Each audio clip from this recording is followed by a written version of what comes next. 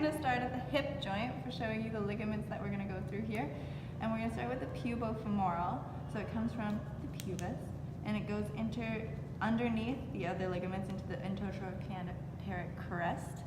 And then it resists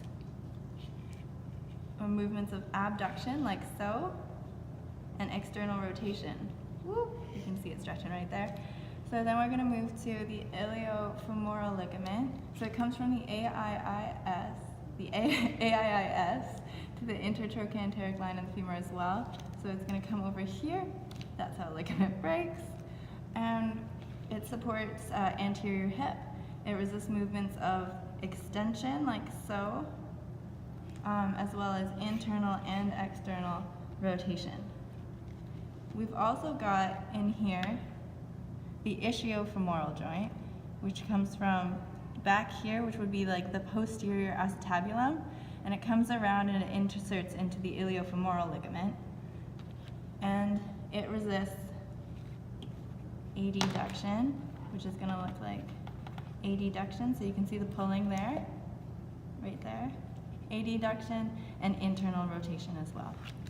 We're going to move down to the knee joint, and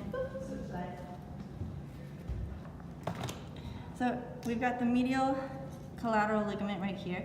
So it comes from over here to over here, and you can see it stretching. It's actually a lot longer than it looks, so it's all the way down there. So it resists valgus forces, and here's the medial collateral ligament, which is going to resist varus forces. And then we've got the ALL, which comes from the lateral epicondyle of the femur as well, comes down to the anterior surface of the tibia, and it's going to resist this motion right here. Whoa!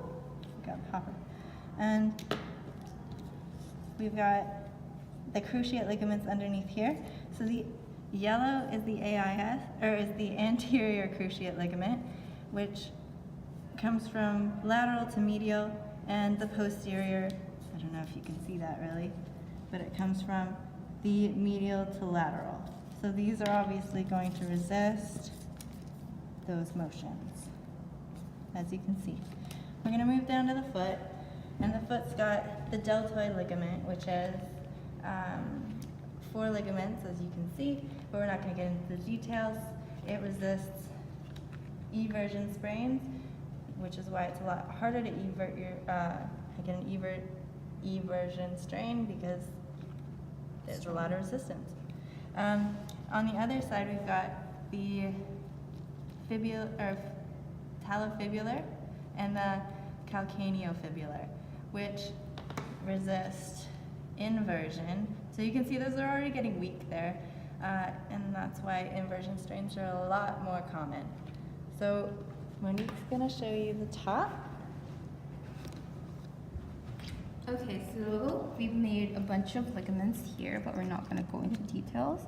The shoulder ligaments, the chest ligaments, and we have here the elbow ligaments. We have the first one, the brachiocolateral ligament, which is from the lateral condyle towards the annular ligament, and it resists varus forces.